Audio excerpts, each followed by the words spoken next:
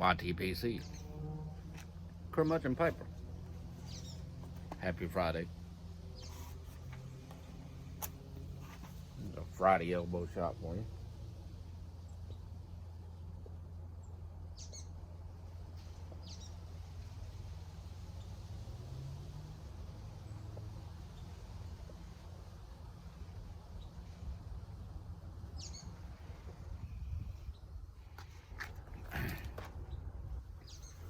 I'm enjoying some Peter Stokkebye's proper English and a Longchamp.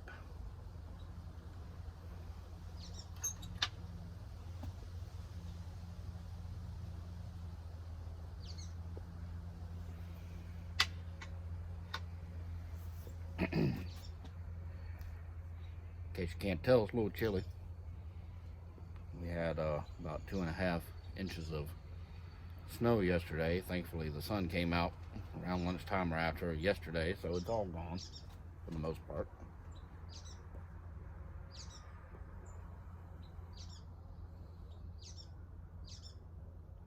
Old George called me out, wanted me to do a VR on my two least favorite tobaccos.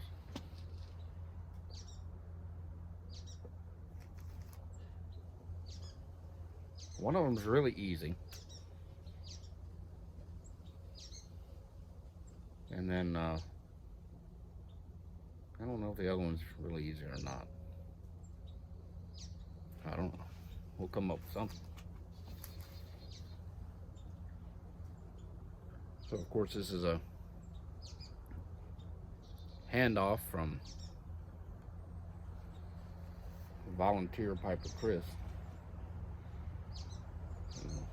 This chain of videos is now going around, and I think these are pretty interesting, you know, just to be able to hear what people's different tastes are. So my absolute least favorite tobacco, and I wanted to like it, I really did. I for the most part enjoy Sutliff tobaccos. You know, the Richmond Pipe Show back in 2019 was held at the Sutliff factory. I think they have a pretty top-notch organization there. The president, whose name is escaping me, the president of Sutliff, was very generous in coming around talking to folks, and took a tour of the factory. And I generally like most of the Sutliffs that I've tried. Now, granted, I'm not really big into most aromatics. There are a few that I still enjoy, but they have one. Somebody sent me a sample of quite a while back, and it was Sutliff Black Coffee. And I really wanted to like it because y'all know I love coffee. And speaking of which, coffee. Yeah, that's McDonald's. I don't care. That's good stuff. Anyway, where were you? But I tried the Sutliff Black Coffee, and it wasn't even so much the bite, and there was some bite, of course.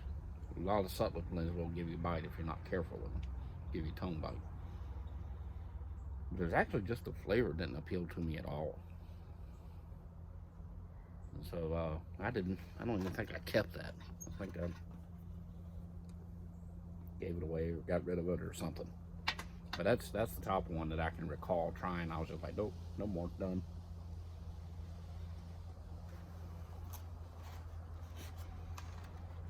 Outside of that, I'm not a big fan of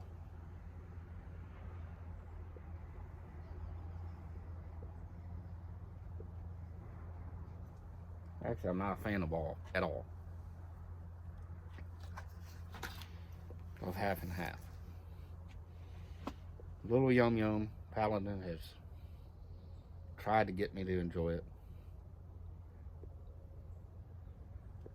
Most things with an anise topping just don't appeal to me to any real degree.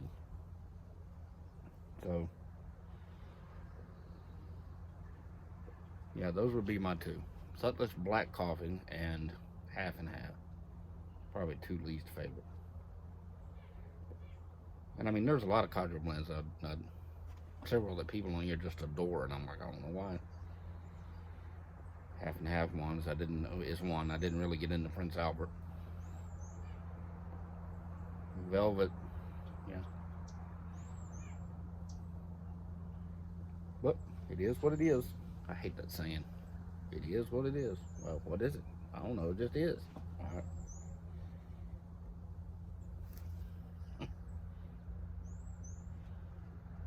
So I had being the way my pay system is set up with my job, I get paid once a month at the end of the month. So today was payday, and I had made plans to. I hadn't done it in a while, so I took a little jaunt down to the closest brick and mortar real pipe and tobacco shop that's close by. It's a place called Pipes by George. It's in downtown Raleigh. I've talked about it before. And it's about a half hour, a little more away, depending on traffic. I hadn't been there in quite a while. Hadn't been there since well back before the COVID virus came in. So, but I figured needed to go in and show them a little love with picking up a few things. Plus, the fact of the matter is, and this is not a political post, okay? It's not. And I'm not a conspiracy guy by any stretch of the imagination. But the fact of the matter is, the new administration, I have a feeling, is going to be rabid anti-tobacco.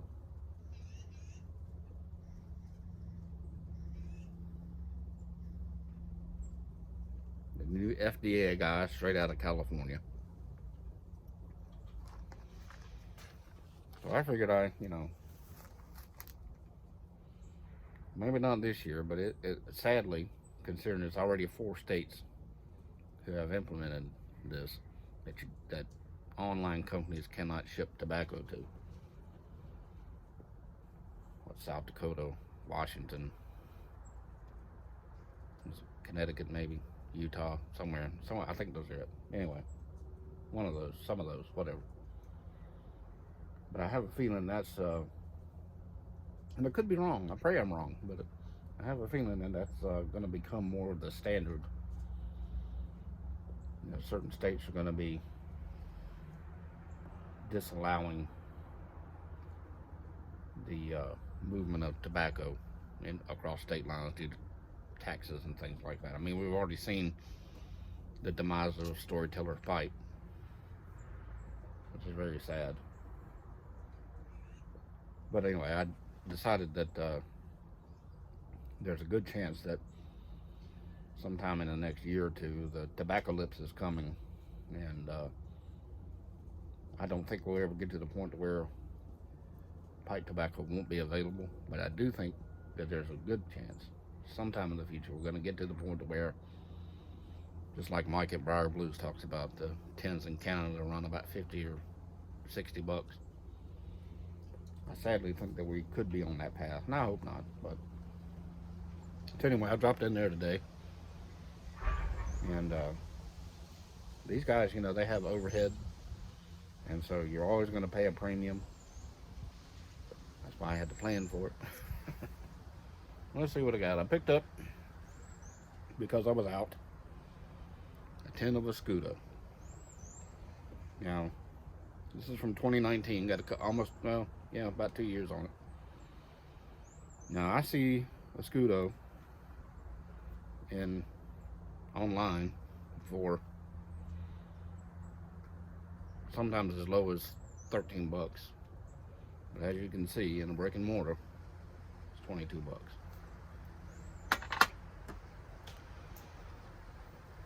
Also picked up some H&H Balkan blend. This is from July of 2018, so it has nearly 3 years of age on it, which is really good. That was 1850. And this was one I was happy to find because I kind of wanted to try this back when it was released, and it is a Sutliff blend. So I was happy to find this. And like I said, I generally like Sutliff blends. There was just that one particular one that, but they did have a tin of Crumble Cake Barrel Aged Series. Tin 3,240 out of 4,400. And this one was a premium at $24. So, like I said, I had plans for this. Then I did pick up what I'm smoking right now, and I picked up 3 ounces of Stokely's Proper English. But every once in a while, it's okay to go in and help your brick and mortars, because it's a good possibility, even at a premium, they may be your only option here before too long. And they got a good little shop down there. Like I said, I hadn't been there in quite a while. They've had to do, of course, some changes since I was in there last time due to coronavirus. They've kind of blocked off half of the store, and a lot of their tobacco their tobacco stock is not as much as it was back then. But they had some, they did have some Rattrays. They had Old Gallery and Red Rappery and Accountant's Mixture, I think, and a couple other more. They had a tin of Peter Heinrichs, and I can't remember what it was, but it was sitting up on the shelf like it was going to be sold, but it had already been broken into and people had been smoking out of it. So weird. But anyway, they had the Peterson blends, the Peterson Dunhill blends. They had Nightcap and Early Morning Pipe and the Flake tobacco. So it was a nice little trip down there. But in general, I spent as much money on 3 tins and 3 ounces as I could have buying probably 6 tins from tobacco pipes or smoking pipes or somewhere like that. But that's okay. Anyhow, it's Friday. I hope you folks have a fantastic weekend. Did have a little tribute smoke to Matches out here yesterday. Didn't do a video. Did an Instagram post, but I didn't do a video. And we'll see what we can do about maybe getting on to some of these lives tonight and all. I don't know yet. We'll see how it goes. So anyway, hope you enjoyed the chat. That's all it was. I gotta call out 3 people. Did I call out 3 people? I don't think I called out 3 people. Dadgummit. Alright, Yardism. Which, if you didn't stay to the end of the video, you're not going to see this anyway. But Yardism, I want to know what your 2 least favorites would be. Who else? Bass Piper. Wade. Let's see what you got going on. And,